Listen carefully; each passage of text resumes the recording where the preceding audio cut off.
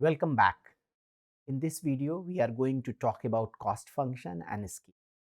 We just finished doing cost minimum. And to talk about cost function, we will consider the cost minimization that we have learned. Let's do a quick recap of what we have learned.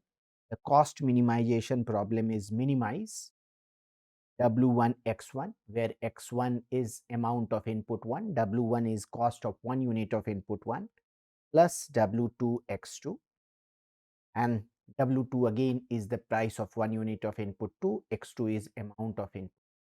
And we have to vary X1 and X2 such that we are able to produce at least Y amount of.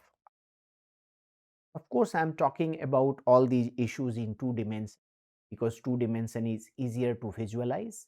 One can also bring n dimension to it. Of course, there your problem is going to be, it's going to be replaced by summation of Wixi such that y has to be less than or equal to x1, xn. The problem remains. So when you solve this particular problem, and we have solved for at least 3 cases, we will keep on considering 2-dimensional problem. 3 cases that we have solved is the linear technology, and there our isoquant or the production function is given by ax1 plus bx2, and we figured out that the cost that minimizes the production of y unit of output can be written as the minimized cost is equal to W1 by A comma W2 by B, and the minimum, you can say minimum, and this multiplied by y. But there was one more step involved. We figured out that optimal amount of x1 star was, in this particular case, came out to be W1 divided by A multiplied by Y if W1 by A happens to be less than W2 by B. I might have used A1 and A2, but you should be used to this, that these are parameters like A1 and A2. And this is equal to 0 if W1A happens to be greater than W2 by, and it can be any, it can be any if y minus bx2 star if W1 by A is equal to W2, and this is what we have figured out. So I'm not going to do it for all technology. You can go back to previous videos and see what we have done in each of the cases. What we need to realize that when we solve this problem, we get x1 star, that is the optimal amount of input 1. We get it as a function of W1, W2 and Y. And similarly, we get x2 as x2 star as a function of W1, W2, Y all the time. Remember what we have a model, and this is not same as the firm. We have a model which is given certain inputs, and here input is price of input 1, price of input 2, and the amount of output that has to be produced, and it gives us the minimized cost. So these 3 are the only external factor. How much x1 is going to be used, how much x2 is going to be used is determined within the model, and therefore x1 star has to be a function of these exogenous factor or parameter. Here this is W1, W2 and Y, and so we can say, look at here x1 star, it is function of W1 and Y, so we can always say that multiplied by W2 to the power 0. This is a general statement that x1 star and x2 star, they have to be function of W1, W2, Y. And this is called conditional conditional input demand function. Let us understand all four words. Of course, it's functions because we are talking about two different cases of. So, this is a function because x1 is expressed in terms of w1, w2 and y. x2 is again expressed in terms of w1, w2 and y. Therefore, it is a function. Why it is a demand? Remember last time we encountered demand. There was a seller. He had the owner of apartment complex and he wanted to rent his apartment, and we saw there were different buyers and we figured out their demand function. Like we have talked about seller in so much of detail, we are going to talk about buyers also in so much of details pretty soon. So it's like demand of these input. Who is demanding? Not a consumer, but producer who buys these x1 star and x2 star from market to produce the output. So it's a demand that is made by seller. These are input, that's why it's input. And why do we say it's conditional? Because we say that at least y unit of output has to be produced. That is the condition, and therefore the whole thing is called conditional input demand function. That should be clear to you. Now let us understand one more thing before we move further. Let us understand you can use any amount of x1 and any amount of x2 to produce y. The only condition that is required is that y that you can produce using x1 and x2 amount of output has to be less than. But it's very much possible that this is not the minimized cost. The way it is written, you may not have technical efficiency and you will definitely not have economic efficiency.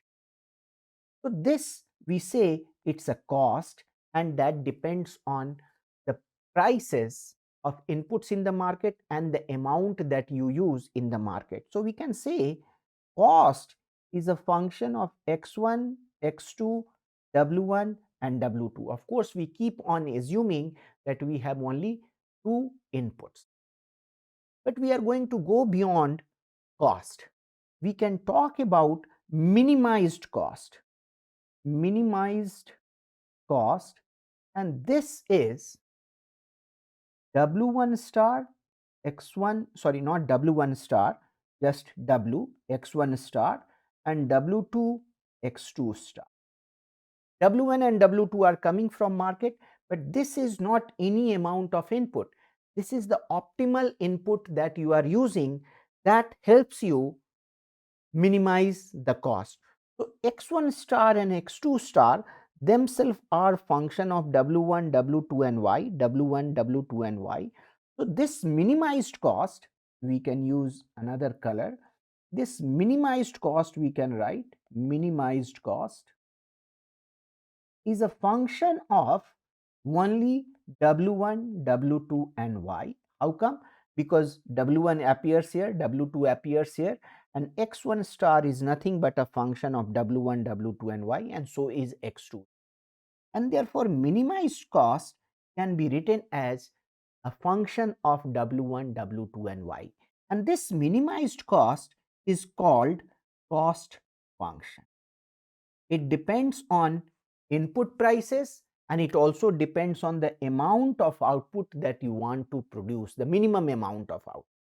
This is what cost function is. So I urge you to understand the difference between any cost and cost function. Cost function in itself includes the idea of optimization. The cost has already been minimized. That you have to, okay, that should be very, very clear to you. Let us look at the cost function that we got in case of Leontief function as well as in case of Cobb Douglas function.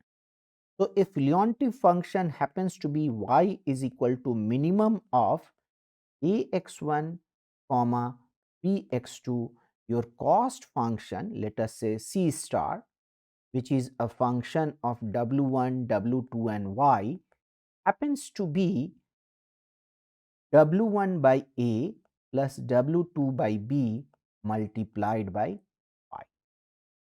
And similarly, if your cost function happens to be x1 to the power alpha and x2 to the power beta, we had obtained the cost function that looks like alpha by beta to the power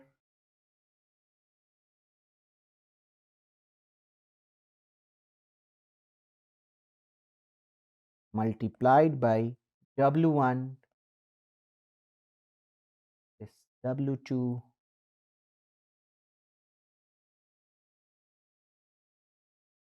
So if you pay attention, see there is a unique thing that is happening, that in linear technology, in minimized cost, Y is coming out. In Leontief technology, Y is coming out, as if you want to see the average cost, how will you obtain the average cost? You will divide the total cost by Y, and in all three cases we will see that in the case of linear technology, Y and Y will get cancelled. Let me write here linear technology, average cost of at Y is going to be minimum of W1 divided by A, W2. Here minimum cost is again going to be, minimum average cost is again going to be W1 divided by A, W2 divided by. And let us consider a special case here where alpha plus beta is equal to 1. This can be replaced by just Y, and the average cost again is going to be C star W1 W2 Y divided by Y, and it is going to be a function of just W1 and W2. It won't depend. I will get. So can we say average cost always is independent of Y? That would be a big mistake. So let us try to understand that why we are getting total cost as a linear function of Y. And our understanding of scale will help us understand this particular phenomenon.